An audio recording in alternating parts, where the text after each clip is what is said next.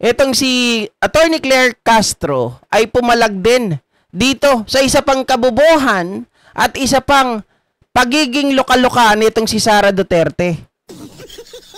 Biruin nyo mga ka-GPnatics, hindi ko alam kung saan po nanggagaling ang utak nito ha. O gusto lang talaga nito mapahamak si Pangulo. Sabi ko nga sa inyo, parang hindi na nila pinag-iisipan. Basta lagi lang silang laman ng media, whether negative or positive yan. Talagang e-epal itong mga to. Bakit? Dahil nga si Saldico ngayon ay nasa ibang bansa. Although, itong si Speaker Bogie D ay naglabas na ng memo na tinatanggal na po yung travel authority ni Saldico, mga kababayan. Ang gusto mangyari ni Sara Duterte ay kidnapin, mga kababayan, si Saldico sa Amerika. Pwede ba naman yun? O, ito, tingnan nyo yung pahayag.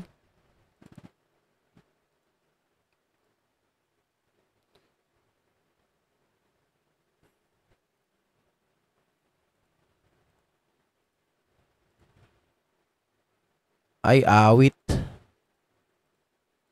Ayan, mga kababayan, sabi dito, ang Office of the President ay involved sila sa kidnapping sa dating Pangulong Rodrigo Roa Duterte. Hindi na natapos.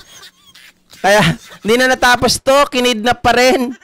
Yung kinidnap na merong bodyguard, merong nurse, tapos nakakadalaw kayo doon sa dahig, kinidnap. Okay. For the sake of argument, bakit ngayon nawala si Saldico at naalis si Martin Romualdez? Hindi man lang nila magawa na kidnapin si Saldico doon sa Amerika at ibalik dito sa Pilipinas. Wow! Utak kalabaw!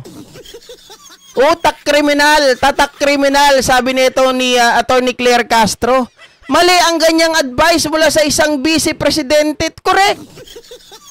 Mga kababayan, di ba? Ang Pilipinas ay isang estado. Ang Amerika ay isa ring estado.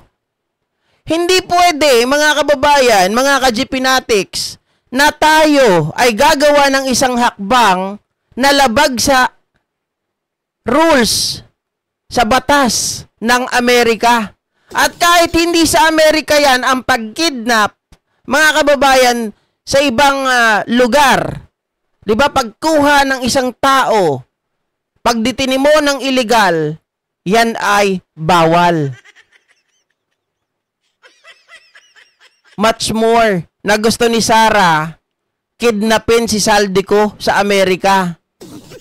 Pag ginawa ng Pilipinas yon o kung sino man ang gumawa niyan, nakunin si Saldico sa hindi legal na paraan, palagay mo, makakauwi pa ng buhay? O pwedeng sabihin natin, palagay mo makakauwi pa yung kikidnap kay Saldico doon?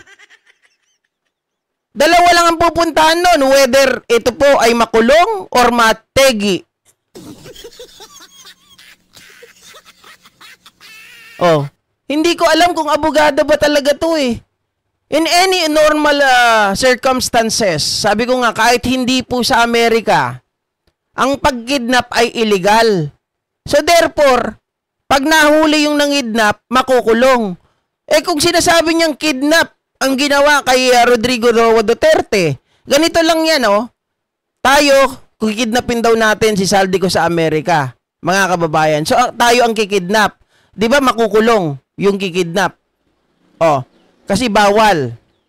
Ngayon, baliktarin natin. Si Duterte, kinuha dito sa Pilipinas.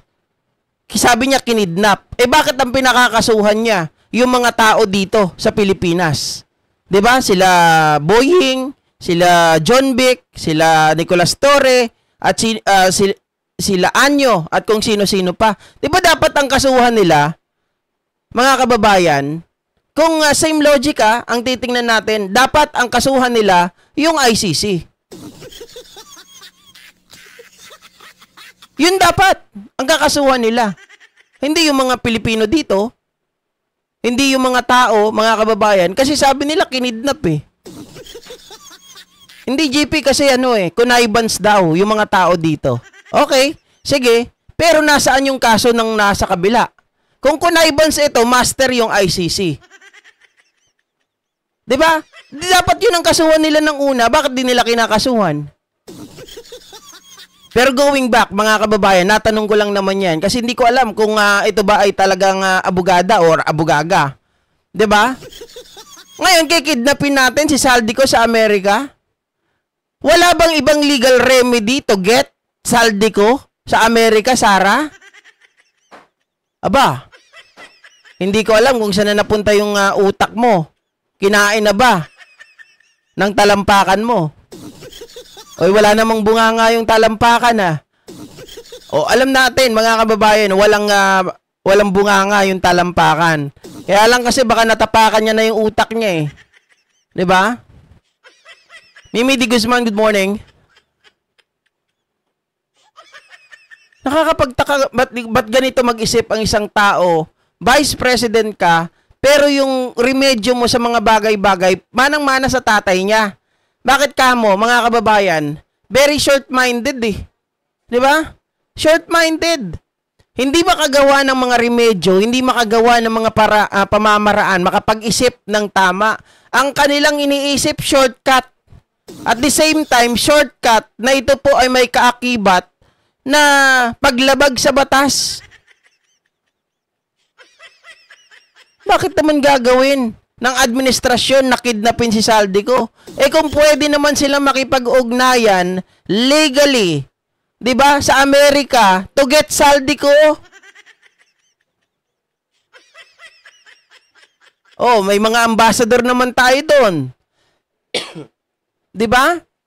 Oh, hindi pwede rin natin na kung talaga magtatago ni si Saldico, di gamitin natin ang Interpol.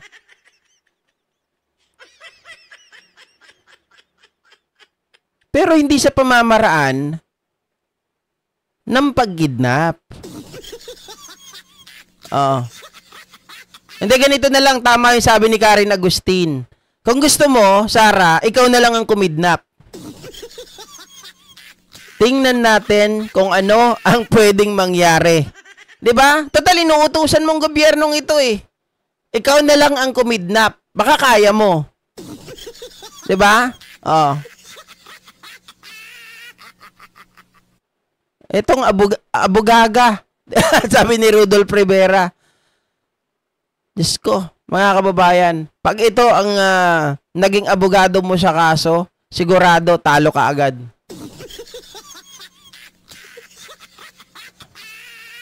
Dapat dito madisbar na Kaya ngayon nagtataka ako, Hoy, Integrated Bar of the Philippines. Sana naman, bigyan nyo ng pansin ito. Biruin mo ang isang abogada, nag-a-advise na kidnapin ang isang tao sa Amerika.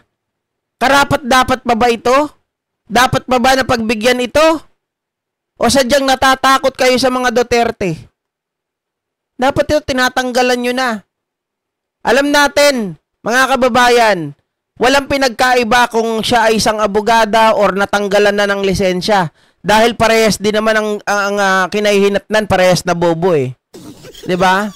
Pero, mga kababayan, ipinagmamalaki kasi nila sa kanilang title yung pagiging abogado. Kaya pag natanggalan ito ng lisensya at nawala na sa title nila ang pagiging attorney or abogado, isa itong kahihiyan sa kanila. 'Di ba?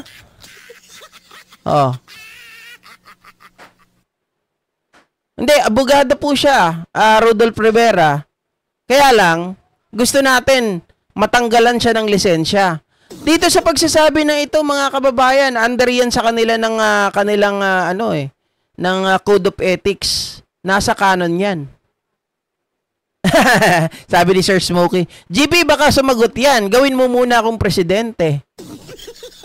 Manalo muna siya. 'Di ba? Sagutin niya muna yung mga paratang sa kanya para maniwala ang taong bayan. Okay? So hanggang dito na lamang mga ka-GP Natics. Anyway, good morning po muli sa inyong lahat. Pasensya na kayo. At mag-abang lang tayo habang hindi pa umuulan dito. Sa probinsya kasi tayo ang balita ko, mga kababayan, parang magna number 5 ata dito kasama sa Batanes sa grupo pa Batanes magna number 5 din sa Lunes. Naku, sana wag naman mga kababayan, baka waswasin tayo rito. 'Di ba? Pero magabang ako ng mga rally at magsama-sama tayo muli mamaya, okay? Magandang umaga at mag-ingat po ang lahat mga kababayan. Jennifer. At medyo okay na yung natin, connection natin. Bakit kanyo? Yung piso wifi ko dito. yung tama, yung piso wifi, tinanggalan ko na ng connection para solo ko yung internet. Pero sa gabi medyo mahina pa rin, pero at least kahit papaano kaya na siguro. 'Di ba? Si Romeo Barcibal, shoutout Ma'am Nery Calonso ng Canada. Good morning. Thank you, Axel Rosas Emily Basog ng La Union. Good morning. Ma'am Eva Sales, Eva Hernandez, siguradong nabili ang diploma niya na paghahalata namang wala namang alam sa batas. Nadaan sa sabi nila ay, anong tawag doon mga